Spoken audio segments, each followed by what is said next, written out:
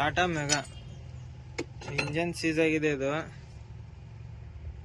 Customer requirement, engine ಬೇರೆದು ಹಾಕ್ಬೇಕು. ಟಾಟಾ ಇದು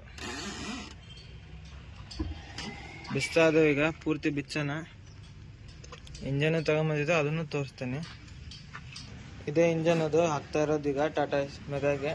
ಈ ಗಾಡಿಗೆ ಈ ಇಂಜನ್ ಹಾಕ್ತಾ ಇರೋದು ಟಾಟಾ ಇದು. ಇಂಜನ್ ಇರಿಸಿದ್ದೇವೆ ಮೆಗಾ ಗಾಡಿಗೆ. ಟಾಟಾ ಇಂಜನ್ ಇದು. ಗೇರ್ ಬಾಕ್ಸ್ ಇರ್ತಂತಾರೆ. ಏರ್ ಫಿಲ್ಟರ್ ಪೈಪು ಹೊಸದು ಹಾಕ್ಬೇಕು. ಆಲ್ಟ್ರ್ ಇದೆ ಕೆಲಸ. ಎಕ್ಸ್ಲೇಟರ್ ಪೆಡಲ್ ಅದೇ ಇಲ್ಲಿ ಕುಂದಿರ್ಸ್ಬೇಕು. ಇದೇ ಒಂದು ಸ್ವಲ್ಪ ಆಲ್ಟ್ರ್ ಮಾಡೋಣ.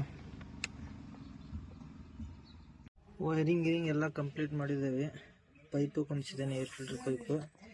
ನೀರಿಂದ ಏರ್ ತೆಗಿತಾ ಇದ್ದೇವೆ. ಏರ್ ತೆಗೆದು ಒಂದೇ ಸ್ವಲ್ಪ ಸ್ಟಾರ್ಟ್ ಮಾಡೋಣ ಗಾಡಿ.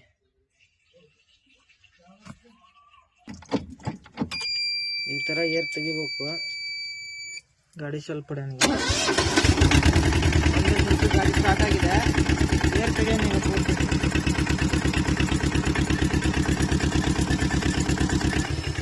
ಗಾಡಿ ಅಂತೂ ಕಂಪ್ಲೀಟ್ ಆಗಿದೆ. ಏರು ತೆಗೆದಿದ್ವಿ, ಆಯಿಲ್ ಸರ್ವಿಸು ಆಗಿದೆ. ಗಾಡಿ ಚಾಲು ಇಟ್ಟು ಟೆಂಪ್ರೇಚರ್ ಒಂದು ಚೆಕ್ ಮಾಡೋಣ. ಇದು ಮೆಗಾ ಗಾಡಿ, ಇದು ಮೆಗಾ ಟಾಟಾ ಇಂಜಿನ್ ಇದು.